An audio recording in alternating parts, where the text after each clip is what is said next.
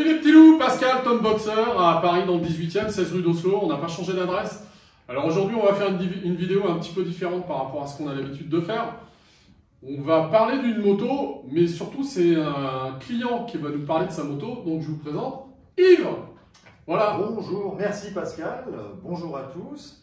Oui, en effet, j'ai connu Tom Boxer il y a quelques mois lorsque je cherchais à m'équiper d'une moto 125, puisque ayant bientôt 50 ans, j'éprouvais un besoin de liberté soudain compte tenu du trafic intense qu'il y a sur Paris et sa région. Et moi j'ai démarré en 125 il y a une trentaine d'années avec une Honda CM 125 et puis... Oh, le top, ça c'était bien ça. Ouais, c'était pas mal, mais ça a un peu vieilli quand même.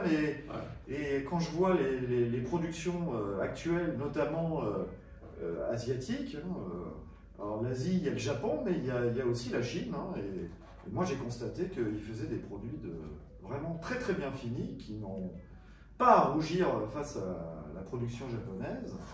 Et donc j'ai démarré en cherchant sur YouTube, et puis je suis tombé sur Tom Boxer, et donc Pascal, et sa légendaire introduction de Salut les petits. J'ai pris ma voiture et je suis venu voir le showroom. Et là, parce qu'il n'habite pas à côté en plus. Ça. Alors non, j'habite pas à côté, j'habite à une quarantaine de kilomètres. Et Pascal m'a très très bien accueilli et très bien conseillé. Et j'ai démarré donc avec une première moto qui était une Orcal. Orcal, ouais. Une Orcal MK01, ouais. Qui au passage fait un très très joli bruit. Pour une 125, c'est important de le souligner. Ouais, et puis tu roules beaucoup. Alors, moi je roule beaucoup parce que je vais sur Paris quasiment tous les jours aller-retour, donc ce qui fait 70-80 km par jour. Donc il me fallait une moto à la fois confortable et puis surtout qui était capable d'atteindre des vitesses quasi autoroutières. Et donc j'ai acheté cette MK01 et puis très honnêtement, après avoir goûté à la MK01 qui faisait 10 chevaux, j'avais envie d'un peu plus, parce qu'on a toujours envie que sa moto... Ouais, la MK01 ça rame un peu quoi. Un petit peu. Alors c'est pas que ça rame, elle a du couple, elle marche bien, mais la Zontès Urban, alors là pour le coup elle vraiment marche très très bien pour une 125 puisqu'elle fait 14,6 chevaux. Alors ça a été le premier client d'ailleurs à nous acheter l'Urban. Ah il paraît, oui il paraît, ouais, puisque sur le groupe Facebook d'ailleurs j'en ai fait la promotion, j'ai dit que j'étais le premier client français équipé d'une Urban 125. Et donc je l'utilise au quotidien. Et je dois dire que c'est une moto, mais d'une grande qualité. La finition, il suffit de regarder la qualité des matériaux. Là, cet alu couleur bronze, ce mètre cylindre, enfin franchement, on se demande pourquoi on paye les japonaises aussi cher, alors que pour 30% de moins, on a une moto qui certes est fabriquée en Chine. Enfin, tout à fait entre nous, je pense que même la production japonaise... Il n'y a plus grand chose qui sort du Japon, si les motos hyper haut de gamme, mais c'est vrai que sur les 125, alors Honda ils sont pas en Chine, mais ils sont en Thaïlande, mais il y en a beaucoup qui sont en Chine. Et puis on a quand même une garantie 3 ans, ouais. Donc ce qui est sécurisant. Et puis une 125, de toute façon, si on la garde 3 ans, c'est déjà bien. On peut la garder plus longtemps. Et là, tu as combien de kilomètres maintenant avec la moto? Alors là, moi je l'ai depuis 2 mois et j'en suis déjà à plus de 3000 km. Ah ouais. Et j'ai zéro souci. Zéro. C'est simple. Et quand on voit la qualité de fabrication, la taille de la chaîne, parce qu'il faut savoir que la chaîne, par rapport à ce à quoi j'étais habitué en termes de 125, je trouve que la chaîne elle est surdimensionnée pour la puissance de la moto. Je vais vous dire une chose, je n'ai retendu la chaîne qu'au bout de 2500 km. C'est dire la qualité apportée au produit. Alors j'en ai parlé dans un tuto, en fait la chaîne c'est un peu technique, mais c'est un PAP 520. 520 c'est ce qu'on trouve sur des machines qui font 50, 60, 70 chevaux. Donc c'est vrai que là-dessus ils ont une chaîne de super bonne qualité, donc c'est pour ça que les tensions on les fait quasiment jamais là-dessus. Et puis, pardon, mais le confort de la selle, que je n'avais pas sur l'Orcal, je dois le dire. Ouais. Je pense que la selle, enfin, le couple selle amortisseur arrière fait vraiment le job et je peux enquiller les kilomètres sans douleur dorsale. Il faut savoir que passé 40 ans, on a souvent mal au dos. Hein. De toute façon, passé 40 ans, si on a pas mal quelque part, c'est qu'on est mort. Hein. Ça, je l'ai déjà entendu. Ça. Et tu fais du duo aussi avec? Alors, je fais du duo avec ma fille parfois et ma femme également, parce que ma femme a des problèmes de dos, et alors sur la Orcal MK01, où la position était plus à plat, les amortisseurs, c'était pas un monobras, c'était un plus double spartiate, amortisseur, c'était plus spartiate. Et là, je dois dire que en ayant installé le top case avec le petit dosseret et le confort de la selle et de l'amortisseur, là, il n'y a plus aucun problème. Donc, c'est vraiment une moto que je recommande, qui est équipée vraiment. On a l'ABS, on a une fourche qui est magnifique. Hein. Les clignotants sont intégrés au carénage. On a les pare-chutes. On les avait pas modifiés, ça d'ailleurs? Alors, on les avait modifiés, ouais. On les a raccourcis parce qu'ils ont tellement fait bien leur boulot, c'est que les pare-chutes étaient très larges, c'était vraiment pour éviter d'abîmer la moto si jamais on oubliait de mettre la béquille, ou si le pied repoussait la béquille, ça peut arriver parfois de faire tomber la moto à l'arrêt. Ouais, en fait, on avait supprimé les entretoises, on avait des entretoises entre les protections en plastique et la fixation sur le cadre. Et en gros, on a supprimé ça, hein, je crois, de mémoire. Donc on a juste viré les vis d'origine en mettant des vis plus courtes, c'est tout. Bon, esthétiquement, c'est plus joli en plus. Ça, c'est le genre de petit service que Pascal fournit. Mais je le dis vraiment avec une grande sincérité, parce que c'est vrai qu'ils étaient un peu larges et que comme on fait un peu d'interfile, attention, il ne faut pas en faire de l'interfile. Hein, c'est interdit. C'est interdit. Hein. Mais pour ceux qui osent braver les interdits, avoir cette configuration-là un peu moins large, c'est quand même plus rassurant. Que dire de plus sur ce véhicule? Il suffit de regarder, hein, la monte pneumatique. Ah oui, les pneus alors. Parce qu'on entend des critiques en fait. Moi j'ai parlé de ma Scrambler quand on a fait le tuto sur la Scrambler où les journalistes disaient ouais, c'est du CST, c'est pas terrible sur l'appli, mais apparemment les mecs, je sais pas s'ils ont roulé sur l'appli. En tous les cas, on ne le voit pas. Soit de toute façon, que ce soit sous la pluie ou sur le sec, un pneu, déjà, il faut le chauffer. Donc, que ce soit une marque CST, Pirelli, ou Dunlop, ou Michelin, de toute façon, quoi qu'il arrive, il faut mettre ces pneus en température avant de les mettre en contrainte. Et entre nous, on est sur une moto 125.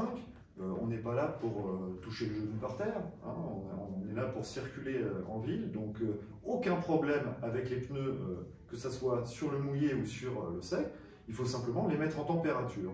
Pour les mettre en température, il faut rouler, freiner, c'est ça qui met le pneu en température pendant quelques minutes, et après il n'y a aucun problème. Moi je n'ai rencontré aucun problème sur le mouillé, et je peux vous dire que nous sommes en région parisienne, il pleut 8 fois sur 10. Non, il exagère. On va dire que c'est un peu comme en Bretagne, il fait un peu. Il fait beau plusieurs fois par jour. Ouais, c'est vrai. Donc, non, aucun problème sur les pneus. La montre pneumatique est sérieuse, hein. C'est du 110 à l'avant et 130 à l'arrière. Et puis, pour votre information,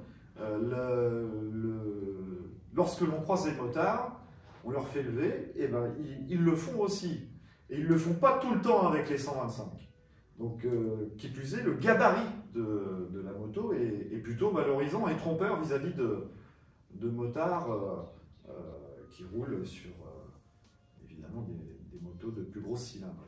Alors moi qui roule avec la Scrambler, on va parler d'un petit détail, parce que souvent on nous pose la question, c'est la vitesse de pointe. Alors, moi je sais à combien elle va, la Scrambler. Il y a une petite différence par rapport à la Urban. En fait, la Scrambler, c'est celle qui est, enfin, pour moi, la plus rapide, mais c'est celle qui tire le plus long. Donc toi, tu prends combien avec avec l'Urban? Alors Au moi, taquet, au taquet, la tête dans le guidon. en fait, je suis très souvent au taquet parce que je suis au rupteur assez régulièrement. Et donc, moi, je mesure 1,80 m et je pèse 83 kg et je suis à 122 km/h. Ah ouais, c'est pas mal. Mais au rupteur, c'est-à-dire qu'elle a envie d'aller plus loin. Ouais. Et j'ai pas besoin d'une descente pour. Voilà, je sais que sur l'autoroute qui m'emmène à Paris, qui est limitée à 110, je suis très régulièrement au rupteur. Au GPS, à vérifier, ça donne quoi? Alors j'ai 7 km/h d'écart. Ah ouais, c'est bien. Donc, Ah, c'est pas énorme. alors ça dépend des vitesses. J'ai 7 km/h d'écart à 120 et j'ai un peu moins sur les vitesses En dessous, quoi. en dessous, quoi, hein. Par exemple, si je suis à 50, je sais que je dois être à 45. D'accord. Ou 46. Alors moi, avec la Scrambler, là, je commence à avoir pas mal de kilomètres, donc je lui tire pas mal dedans. Moi, je suis arrivé à 132 km/h. Alors, taquet, hein. La tête dans le guidon, une petite descente. J'ai vu sur le groupe Facebook, il y a des gars aussi qui ont fait ça. Alors, honnêtement, je trouve que l'Urban, elle tire un poil court et la Scrambler, elle tire un poil long. Il y aurait peut-être un compromis, on en avait parlé avec Yves, c'était de changer la démultiplication. Ce qu'il y a de bien sur cette moto-là, c'est ce que disait Yves tout à l'heure, c'est qu'il n'y a pas besoin de faire de dépenses sur cette moto. Tout est bien, on a les protections, juste éventuellement rajouter ça ou un top case. La bulle, je sais pas ce que tu en penses, tu m'en avais parlé, mais on roule pas assez vite. À 110 km/h, hein, si on roule aux vitesses légales, et comme on doit rouler de toute façon aux vitesses légales, ouais, bah oui. Bah oui. La bulle, alors oui, c'est un élément de confort. Bon, après, il y a les pro-bulles et les anti-bulles. C'est vrai que sur l'autoroute aussi, la bulle, ça peut provoquer du remous. Donc, ouais, puis c'est pas très beau, hein, quand même. Et puis ça, je pense que ça changerait la philosophie originelle de la moto. Alors ça existe, hein, parce que j'ai vu justement, il y avait quelqu'un qui posait la question sur le groupe Facebook où il demandait ce qu'on pouvait mettre comme bulle. Je crois que c'était sur la Scrambler. Alors en fait, JV font une bulle adaptable qui c'est à 600 ou à 603, je ne sais plus comment elle s'appelle. Ça se prend sur le guidon, il y a deux pattes et on a un truc qui vient jusque là. Bon, on peut faire. Donc au niveau des modifs, moi il y a un truc que je ferais bien sur ces motos-là. Là, justement, je suis en pourparlers avec un fabricant français. C'était de lui envoyer un kitchen et puis de faire des couronnes et des pignons différents pour l'adapter à l'utilisation qu'on en a. Une personne comme Yves qui fait de l'autoroute, qui a besoin d'aller un peu plus vite, moi je mettrais 2 dents de moins, tu vois, je t'en avais parlé, au niveau de la couronne. Et puis par contre, pour la Scrambler, alors c'est une moto qui est très agréable à conduire aussi, mais elle tire trop long pour moi. À mon avis, il faudra lui mettre 2 dents de plus au niveau de la couronne. Donc il y a un ratio à trouver, c'est des essais à faire. Donc ça, on le fera. Je ne sais pas si Yves, ça le branche de le faire. C'est pas des pièces qui coûtent très cher, hein. Une couronne, ça vaut, je sais pas, 15 €, 20 €. Voilà, c'est juste le temps de l'installer et de la changer. Qu'est-ce qu'on voulait dire d'autre? Ah oui, à part les allers-retours parisiens, oui. Qu'est-ce que tu fais d'autre avec cette moto? Moi, j'ai la chance d'habiter un peu au vert, en banlieue parisienne, plutôt à la campagne. Et je dois dire que je prends la moto même pour aller acheter ma baguette de pain, même pour aller me promener. Et quand on a eu cette fameuse période des 10 km, j'en ai fait des tours à 10 km autour de la maison. Mais heureusement que j'avais la moto parce que ça donne quand même un sentiment de liberté qui était quand même un petit peu contrainte, notre liberté, ces derniers temps. Mais est-ce qu'on prend du plaisir avec une 125? Parce que souvent les clients, moi on me pose la question, j'aimerais bien passer le permis gros cube. Moi je leur dis, mais voyager. Quand tu prends la moto, tu t'éclates ou... Oui, moi j'ai envie de passer le permis gros cube, c'est vrai. Ah oui, tu m'en as parlé. Ouais. C'est vrai que ça me taraude un petit peu, mais le plaisir qu'on prend sur une 125, encore une fois, quand on fait de la balade à la campagne sur des routes limitées à 80 km/h, ouais, ça suffit largement. Au final, alors oui, on a envie d'avoir plus de couple, c'est sûr, plus de reprises, mais au final, dans dans l'usage que j'en ai, avoir un gros cube, ça serait plus pour flatter mon ego que pour satisfaire à un vrai besoin quotidien. Donc j'y réfléchis encore. Je peux vous dire que la démarche, ça fait un petit moment que je l'ai. Une petite, je te coupe 2 secondes, une petite anecdote. Hier, on a eu un client extraordinaire dans la boutique. On a eu un client qui avait 80 ans. Et le client, il me dit, je voyage beaucoup, je vais en Amérique du Sud. Il fait du vélo. Donc le mec, il fait des voyages à gogo en vélo. Et puis, il a eu des problèmes de santé. Alors, je ne vais pas trop poser la question, mais ça se trouve, c'est des trucs un peu graves. Et il veut s'acheter une moto. Et il veut continuer ses voyages, mais à moto. Et il me dit, ah ouais, qu'est-ce que vous me conseillez, une moto confortable? Et en fait, je lui ai conseillé de partir sur l'Urban, parce que c'est une moto qu'on peut charger à bloc, parce qu'au niveau des suspensions, c'est bien. C'est souple, c'est confortable, ça consomme que dalle, etc. D'ailleurs, en consommation, tu fais combien avec la tienne? 2,9 litres. Ah ouais, bah c'est ce que je fais aussi, ouais.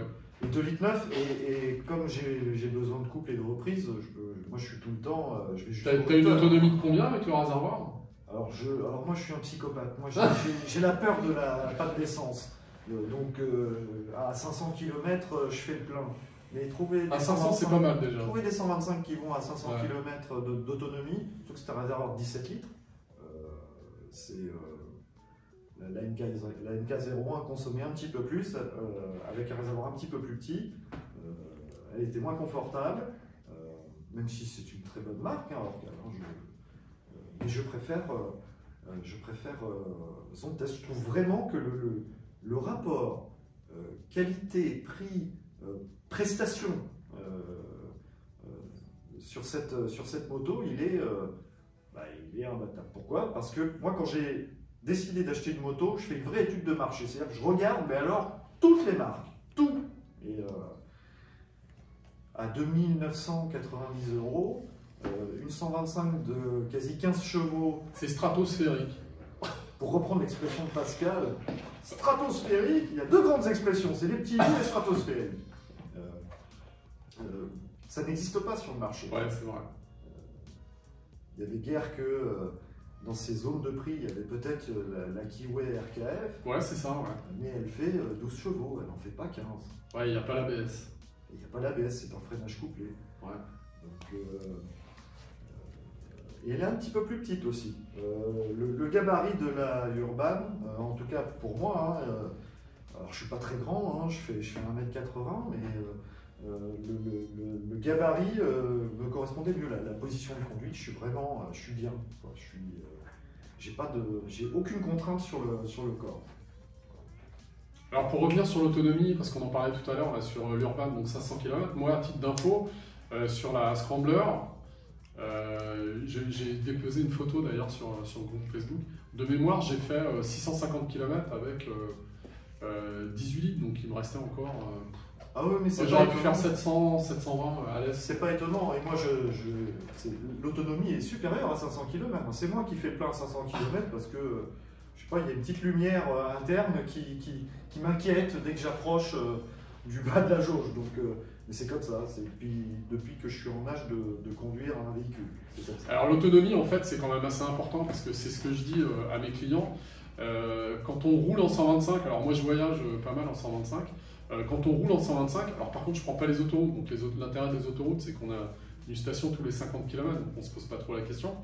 Par contre quand on part, comme aujourd'hui, un jeudi de l'Ascension, et qu'on se prend les départementales et les nationales, c'est plus compliqué. Donc moi j'ai une application pour repérer les stations quand je suis un peu dans la panade. Mais c'est vrai que quand on a 200 bornes d'autonomie et qu'on en a 700, on part sur un voyage où on fait 600 bornes, admettons, on se pose pas de questions. Donc pour ça c'est quand même assez cool. C'est quasiment les seuls 125 sur le marché, d'ailleurs, à avoir autant d'essence dans les réservoirs. Oui, et puis moi c'est 2,9 litres et puis c'est à fond.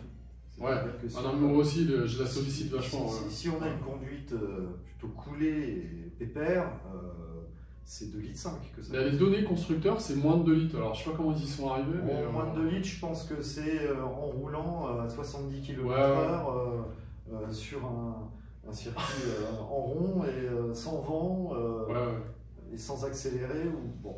Alors c'est vrai que l'intérêt, c'est que les normes ont énormément progressé et Zontes, ils étaient déjà en avance quand ces motos-là sont sorties, parce qu'on était déjà en Euro 5. Hein. Et on a une injection qui est vraiment super sophistiquée, parce qu'on n'a pas de désagrément avec un moteur qui manque de coffre, qui soit mou à l'accélération. Ça, on l'a déjà vu sur certaines marques. Là, on a un moteur qui est onctueux, qui marche bien, et pourtant qui consomme que dalle. Quoi. Donc, c'est assez étonnant. Enfin, ils ont bien étudié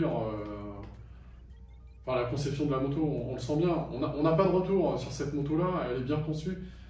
Enfin, il n'y a rien à dire. Quoi. Voilà. Honnêtement, par rapport aux ventes qu'on fait en ce moment sur la Zontes et tous les retours qu'on a, là, le gros problème qu'on a en ce moment chez Zontes, c'est les disponibilités, parce que c'est une moto qui a tellement de succès qu'on n'arrive pas, à fournir suffisamment de demandes par rapport aux motos qu'on a. Voilà. C'est rassurant. C'est clair. Ça veut dire que les clients comme moi sont satisfaits. Et moi, je n'ai aucun regret. Je trouve vraiment cette moto à la fois agréable à la conduite et puis également confortable. Et puis c'est un choix même esthétique, parce que je trouve qu'elle a un look qui est tout à fait actuel, même pour quelqu'un de 50 ans. Et, quand même. Oui, et il faut savoir que même à vitesse vers les 90-100 km/h, où là on commence à ressentir le vent, bah, les jambes sont quand même protégées par le carénage, ce que je n'avais pas sur la Orcal, dont le style est d'ailleurs complètement différent, puisqu'on est plutôt dans le néo-rétro. Bah, un truc qui est bien d'ailleurs sur ce moteur-là, c'est que je ne sais plus si j'en ai parlé dans les derniers tutos. En fait, on est, alors au niveau de la puissance, bon ça vous la connaissez, mais c'est le moteur qui a le plus de couple dans les 125. On est à 13 Nm, ce qui est quand même assez énorme. Et il y a un truc qui est sympa, je ne sais pas si toi tu as remarqué ça, c'est qu'on peut vraiment rouler sur le filet de gaz à basse vitesse, 60-70 km/h. On est en 6e, ça marche très très bien. Et on accélère, elle vient à 100, 105, 110, sans difficulté. Donc c'est même étonnant de la part d'un 125, parce que souvent il faut jouer de la boîte, quoi. C'est-à-dire qu'on est sans arrêt en train de rétrograder, hop, ça répond pas, 4e, on y tire à fond, alors que là on n'a pas énormément de gouache, parce que ça reste une 125, mais pour une 125 ça répond pas mal, enfin moi je trouve. Ah oui, et puis le moteur est bien, les suspensions sont bien, les pneus sont bien, les freins sont bien, c'est une moto qui freine vraiment très bien. Le frein avant a du mordant, il est dosable, il n'y a aucun problème. Il faut savoir aussi que c'est une moto qui a les commandes rétroéclairées. Ah ouais, ça c'est bien ça. C'est pas mal. Il y a les feux de détresse, ce qui n'est pas donné à toutes les 125, et je dirais même pas donné à toutes les motos. Donc, ouais, on a deux modes aussi au niveau moteur. T'as senti une différence, toi? Alors franchement, je pense que ce mode-là sera plus adapté à des motos de plus gros cul, parce que honnêtement, le mode économique et le mode sport, j'ai pas vu de différence. Alors en réalité, il faudrait rouler en mode économique pendant tout un plein, et j'avoue que je l'ai pas fait. Ouais, il y en a une petite. En fait, on s'en rend pas compte quand on lui tire dedans. On s'en rend compte vraiment à bas régime. C'est-à-dire qu'on a plus de rondeur au niveau moteur quand on est en mode sport comme en déco. Alors c'est infime. Il n'y a pas. Mais moi, je suis tout le temps en mode sport parce que. Ouais, moi aussi. Ouais. Comme ça consomme rien. Ouais, à la limite, exactement. Ouais. Ouais. Donc voilà, aujourd'hui, donc on a fait cette présentation. Donc merci beaucoup à Yves de nous avoir aidé et vous faire partager une vidéo un petit peu différente par rapport à avant, parce que c'est vrai que moi je vous raconte la messe, hein, je vous dis voilà, c'est parfait, machin, etc. Et puis c'est quand même bien d'avoir de l'avis d'un client. Donc on remercie beaucoup Yves. Dites-nous si ça vous a plu, cliquez, n'oubliez pas les pouces, les partages, etc. Et puis je vous dis à la prochaine, donc une prochaine vidéo. On essaiera de sortir la prochaine fois, en ce moment le temps il est vraiment pas terrible. Donc voilà, salut les petits loups, ciao ciao, ciao.